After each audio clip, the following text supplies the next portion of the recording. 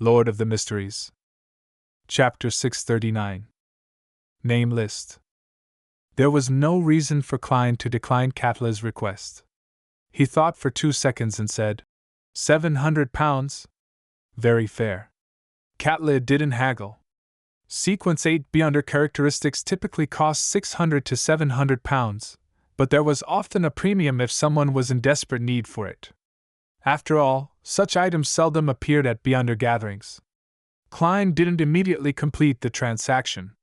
He raised his suitcase and said without a change in expression, "I'll give it to you tomorrow."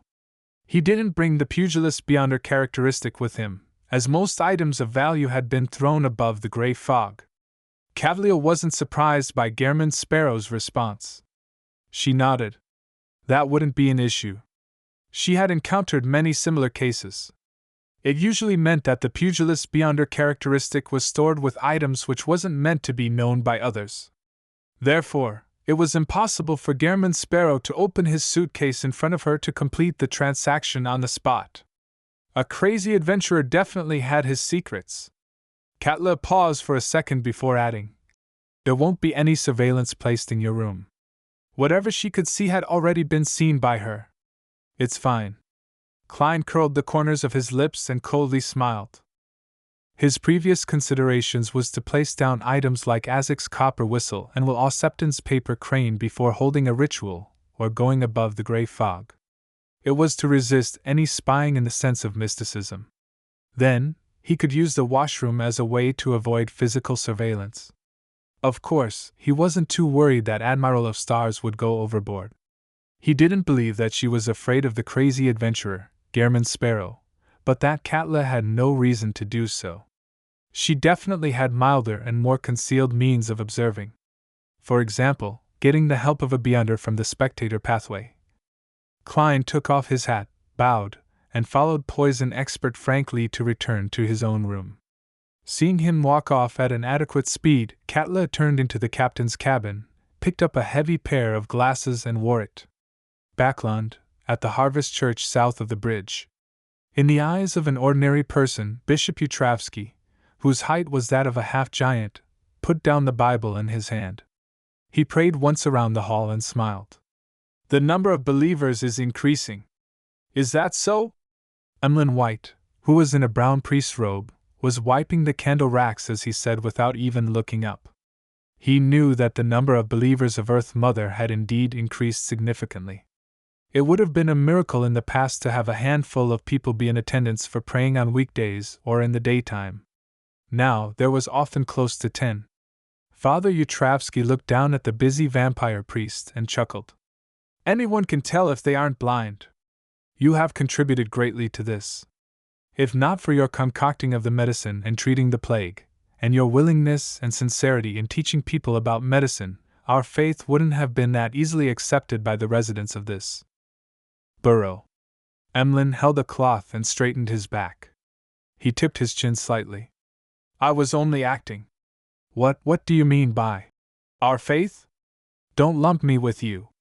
Emlyn's expression twisted before he said with a smile, "Speaking of the blind, it reminds me of a joke. It's said that the demand for blind people in Backlund far exceeds supply. This is because they are widely believed to be most suitable to be jurors." Father Utravsky ignored the joke and benevolently said, "Regardless of the goal, you have contributed greatly to the spread of the faith of Earth Mother. Besides, this also proves that you have a kind heart." "Pooey! I said so back then, but why didn't you believe me?" Emlyn looked up at the priest's massive body before retracting his gaze in silence. After busying himself at the cathedral, he changed into his normal clothes and wore a silk top hat that sheltered him from the sun. He then walked onto Rose Street. He stealthily sized up his surroundings and didn't notice any signs of monitoring. The red glove named Leonard from before really hasn't appeared again. I thought my act of exposing his secrets and buying tinder would result in me being constantly investigated in secret." Emlyn White shook his head indiscernibly as he felt puzzled. In the earliest stages, he had planned on taking in the hangman's theory to incur the investigations of the Red Gloves so as to disrupt the monitoring from the upper echelons of the Sanguine. He could then achieve a perfect equilibrium by using the Church of Earth Mother's blessed Utravsky. But things didn't develop as he had expected.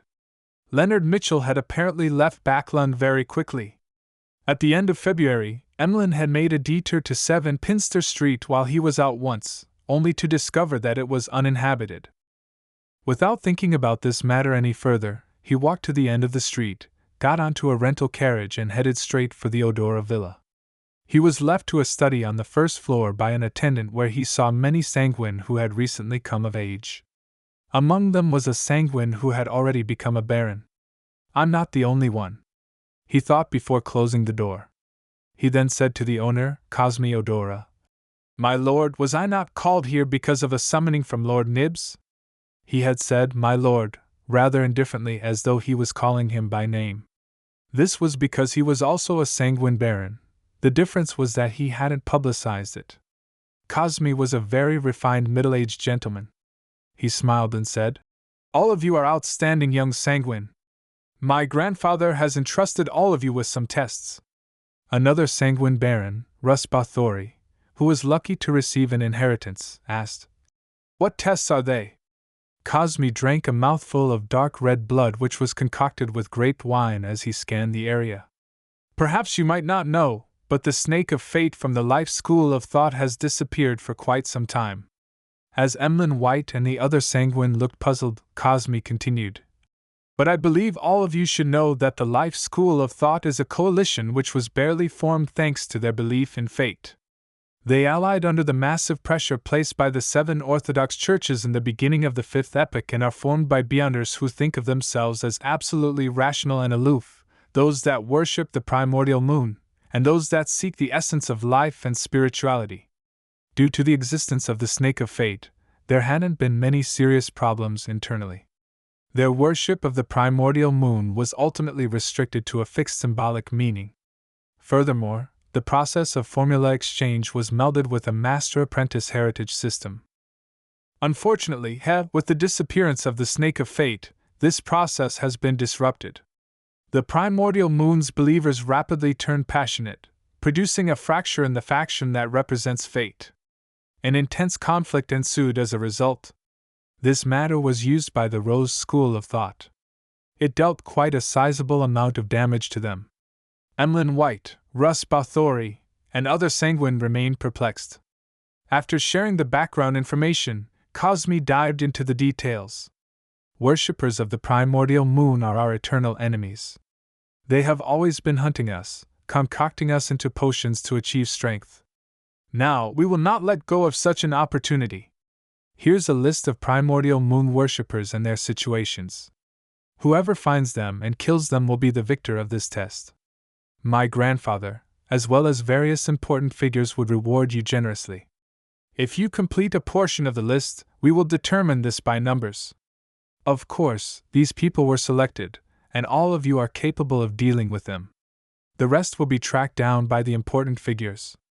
Upon hearing the first few sentences, Emlyn White had no intention of participating, despite having hatred for those artificial vampires. He found the matter troublesome, laborious, and tiresome. He'd rather stay at home in silence to chat with his dolls. By the time he realized that it was a competition, as well as sensing the gazes of Russ Bathory and the other sanguine which were cast on him, Emlyn suddenly straightened his back and tipped his chin. No problem. His red eyes slowly swept across the other creatures in the room. On the future, inside a spacious room with an attached bathroom. Klein stood in front of the window, looking out into the undulating blue ocean. In a good mood, he breathed in the cold winds that came from the north. The flagship of the Admiral of Stars had already separated from the other ships in the fleet as it began to cruise alone. After an unknown period of time, 2 whaling ships appeared ahead. Once they noticed the flag containing the stars and I flying from the future, they immediately responded nervously. They quickly adjusted their positions, aiming their starboards over, their cannons ready to shoot at any moment. At the same time, spears and harpoons, which were shot using explosives, were directed in the same direction. The blond and large fishermen from the Gargas archipelago held tridents and guns as they braced for an attack, either by standing or crouching. Klein also noticed that there were a number of women with figures similar to the Hulk. It was obvious at a glance that they were heavy and good at fighting. The future didn't mind their welcome. It continued cruising past them, heading deeper into the whaling route.